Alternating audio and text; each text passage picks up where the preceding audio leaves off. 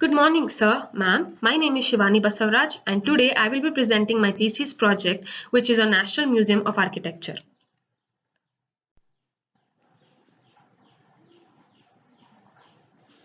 And here are the contents which I will be explaining today. That is, first is introduction, next is case studies, live case studies, under that National Museum Delhi, Tribal Art Museum Bhopal, literature case study, Solomon R. Guggenheim Museum, New York, site study and analysis, design concept, design sheets, under that zoning, site plan, floor plans, sections, elevations and views. Moving on to introduction. The idea of this thesis is to explore and to find out what an architectural museum should aim to do. The understanding of architecture varies between architects and the public. Every person is directly or indirectly affected by every piece of architecture in and around them. Unfortunately, majority of them don't realize what it is about architecture that's affecting them and how. They appreciate or criticize architecture consciously or subconsciously at times without understanding why it is the way it is. The difference in understanding between the architect and his or her subject needs to be brought to the same level by providing a platform that brings them together.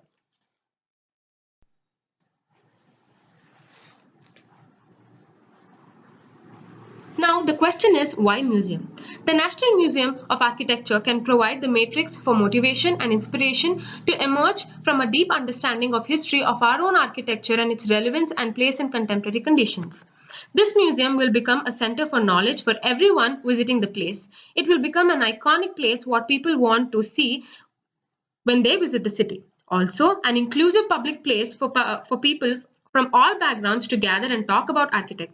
It will become a place of education for his aspiring architects to do the research and understand architecture. Most importantly, it will become a place that will be important to the city without disturbing the city fabric.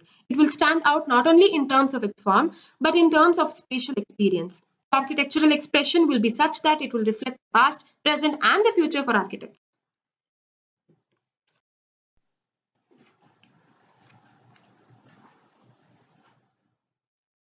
Moving on to the case studies. First is National Museum, New Delhi. The main aim of the case study and literature study is to understand the different design aspects and design requirements of the museum. Every space has its own importance and every space plays an important role in making a place feel alive. Case study and literature study is required to frame out these spaces and their design aspects.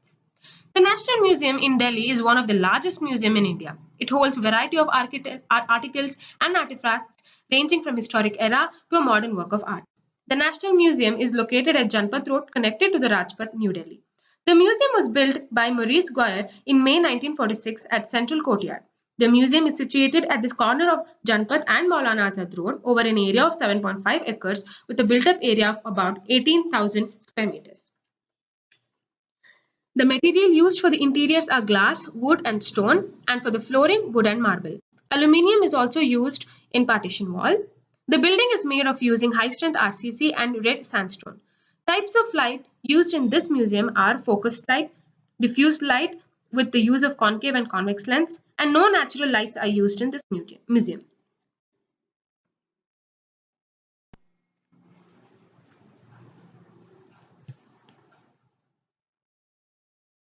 These are the floor plans, which was designed in such a way that it merges with the site surroundings. It was the first planned museum at the national level.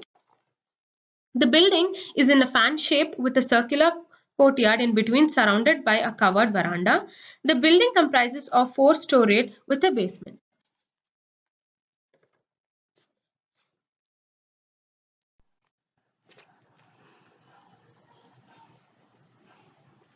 Second case study, that is Madhya Pradesh Tribal Art Museum, Bhopal. This is a very well thoughtfully planned museum and the entire campus is theme based right from its entrance.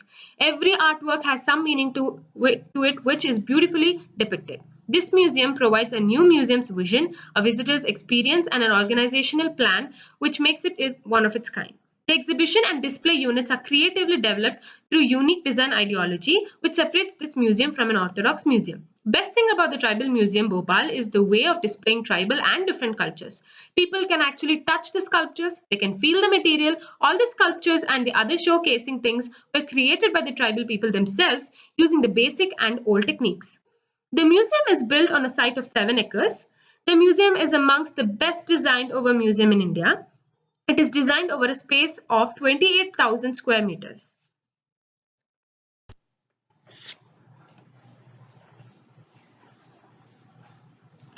The museum is designed to create a built fabric with which the tribal communities could identify with, extend and evolve to represent them and express their own ideas and way of life with ease and spontaneity. While the architecture of the museum is inspired by tribal rhythms, geometric materials, forms, aesthetics, and spatial consciousness.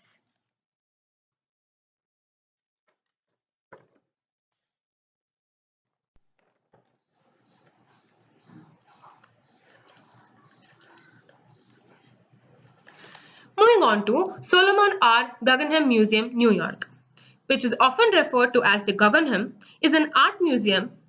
Once, like Frank Lloyd Wright said, that a building should be a product of its place and its time, intimately connected to particular moment and site, and never the result of an imposed style. It is one of the best examples of art gallery around the world and design on basis of modern contemporary style. The design of the museum as one continuous floor with the levels of ramps overlooking the open atrium also allowed for the interaction of people on different levels, enhancing the design in section. Frank Lloyd Wright created a philosophy of organic architecture which maintains that the building should develop out of its natural surroundings. The project covers about 4,700 square meter of gallery space, 1,400 square meter of office space, theater and retail space, 28-meter tall atrium topped with expensive glass dome and main ramp coils upwards 6th floor, more than half a kilometer.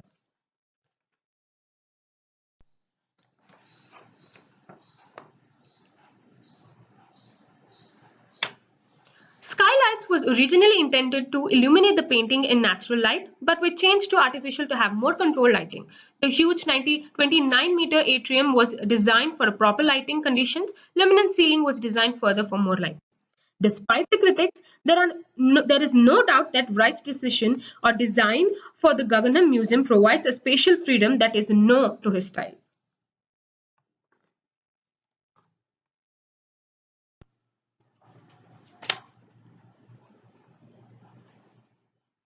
Moving on to the site selection. Now, why Bangalore? Bangalore is a capital city of Karnataka and highly developing city in India. It has the presence of large educational sector and also attracts tourists from all over India.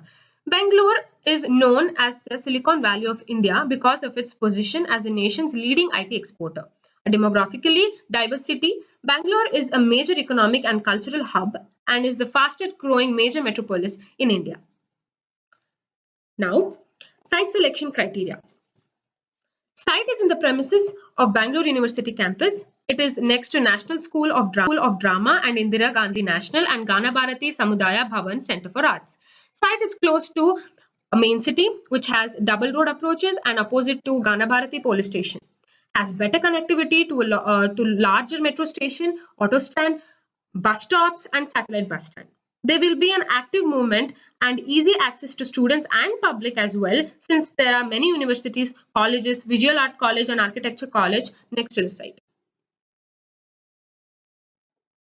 Now you can see this is Bangalore University main road, site entry, site periphery, university campus road.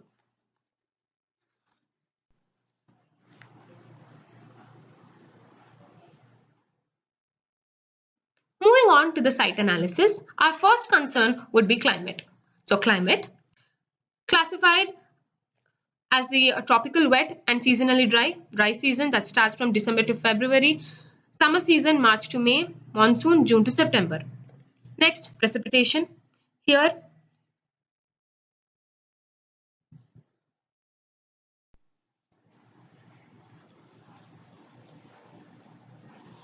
as we can see, the table shows the average precipitation, number of wet days and percentage of sunny, cloudy and daylight including the hours. And the driest weather is in January, the wettest weather is in September. Next, sun path. It shows the monthly average air temperature for a given month and temperature values.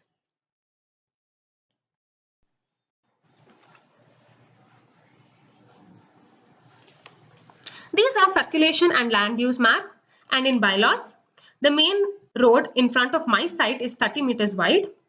So The total site area is 20,000 square meter. Total ground coverage is 8,000 square meter. Total built-up area is 60,000 square meter. Total permissible floor area is 7. Setback 11 meters from all edge of the site.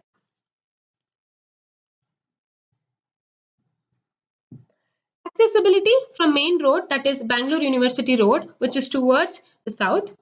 Vegetation, the site has eucalyptus and other types of trees as well.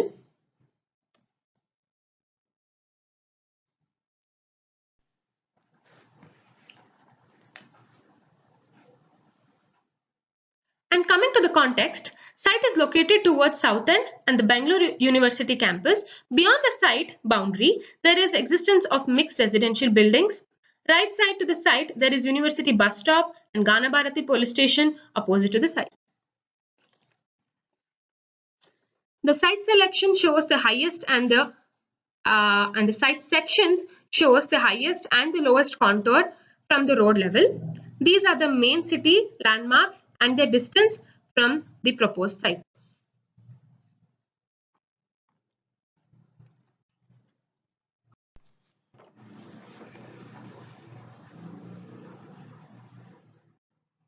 This is the user and activity study table showing the study analysis of space, user, age group and activity.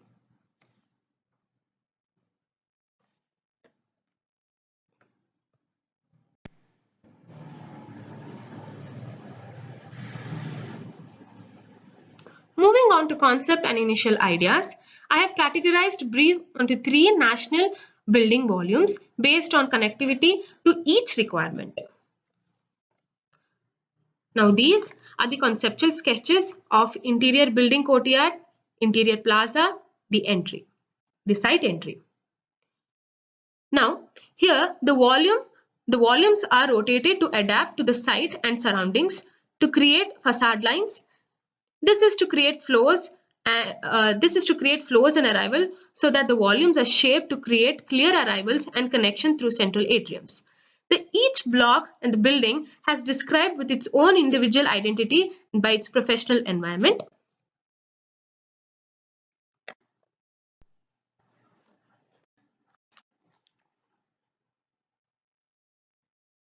Now, moving on to the design sheets. That is, first is zoning. Now, in this slide, the concept has been divided into zoning. I have divided the spaces according to the concept and I have provided them according to the floors for the easy circulation as well. By doing so, I have given an approach to define the hierarchy of the spaces inside. Here, the first picture shows the site main entrance, site exit way, and site interior.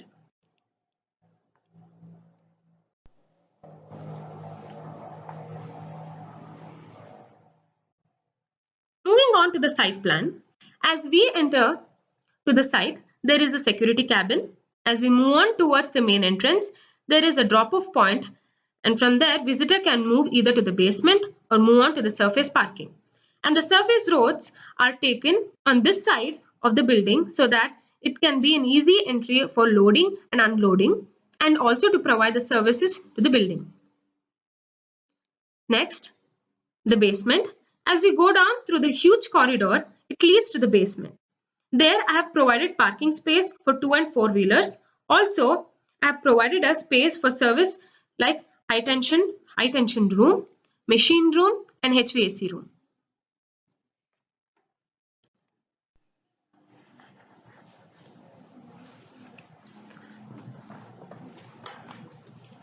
These are the views of site entrance, site exit and parking, service road, building entrance.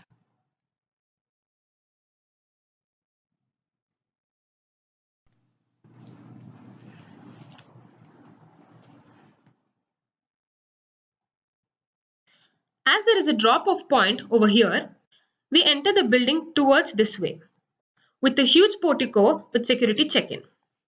As we enter, there's a vast double-height spacious courtyard with a display article along with reception, service ticket counter and clock room.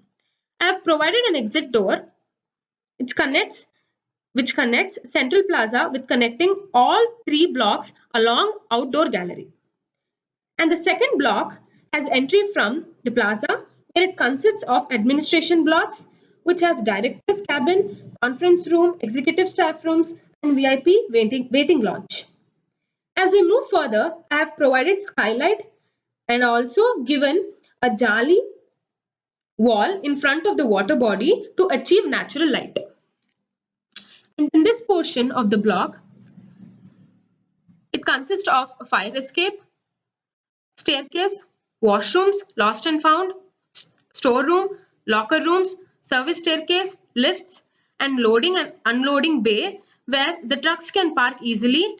And right next to it, there's a garbage room so that the municipal truck can come and collect them in the service road without disturbing other spaces.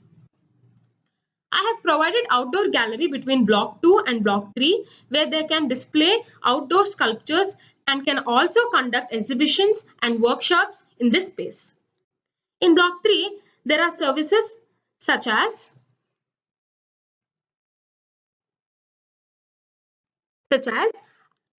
washrooms, BAMs, CCTV monitoring room, security monitoring room, IT workroom, store and pantry, curator's office, file record room, locker room, service room, store room, service lift, storeroom and janitor, maintenance laboratory, AHU room, loading and unloading, garbage room.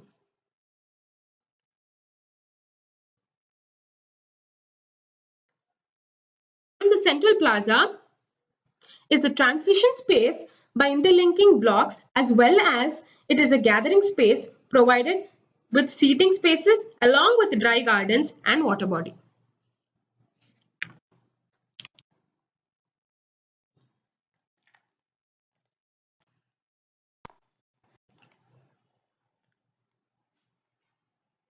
To the first floor, as we enter from the lifts and escalator, I have provided a cut in each block to achieve natural light. So there is a bridge connection to the enter gallery 1, and there's a cut in the center where you can see there is a defined circulation. And this bridge connects block 1 and block 2. This block consists of waiting lobby, gallery 2, and through this bridge it leads towards services, and the huge corridor connectivity leads to block 3, and I have provided gallery along with the corridor as people move from block 2 to block 3.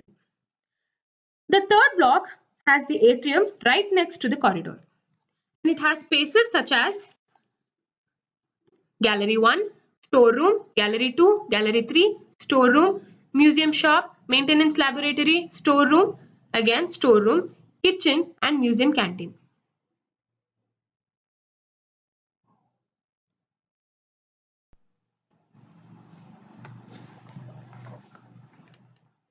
These are the views of building main entrance, outdoor gallery, reception and waiting lobby, exit towards Central Plaza.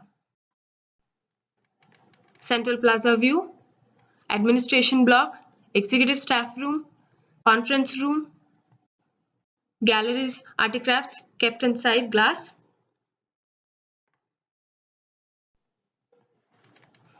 bridge connecting from block to block, corridors and escalator, entry for restaurant,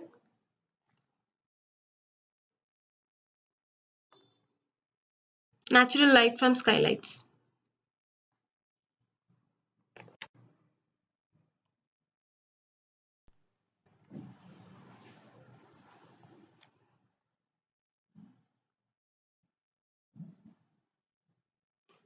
The second floor, I have taken front offset of galleries 4 and 5 up to 10 meters. The central atrium provides natural light to optimize the building efficiency. The gallery 5 and 6 continues to be same as first floor. In the block 3, I have provided library, cyber room, librarian office, connectivity through bridge from block 1. The restaurant has been provided along with the long corridor or has a connecting bridge from block 1 to block 3. The main entry to the restaurant is from block 1 next to the waiting lobby, where kitchen, chair room, storeroom, cold room are provided. in third block.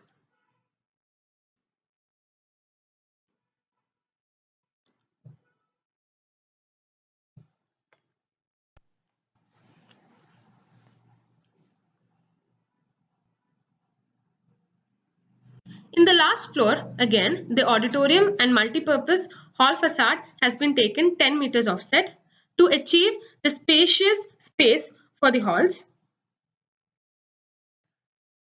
And in the restaurant, the entry is from block 1 next to the waiting room. The same corridor connects the third block directly to the research center. Moving from multipurpose hall, the corridor space is used for virtual reality space leading to the block 3. The block 3 consists of research center, cyber room and pantry.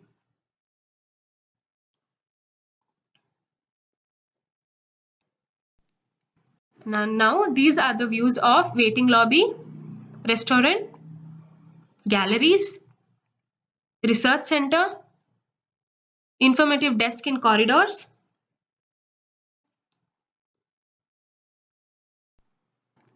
library, auditorium, and bridge connectivity from block 1 to block 3 via restaurant.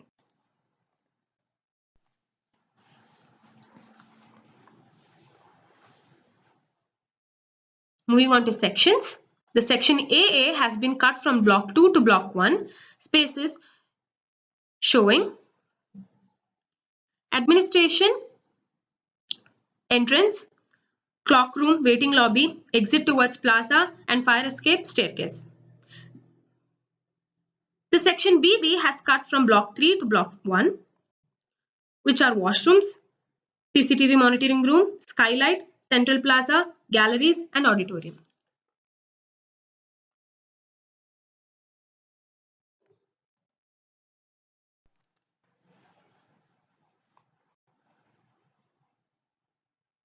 The section CC is cut from outdoor gallery to block 1, block to block 2, which are outdoor gallery, executive staff room, galleries, and multipurpose hall.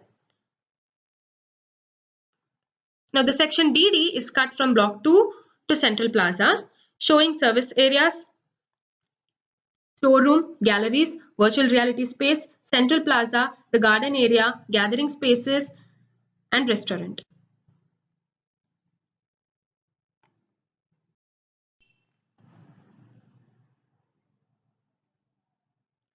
These are the elevations of all 4 sides, which are front elevation, rear, west, and east.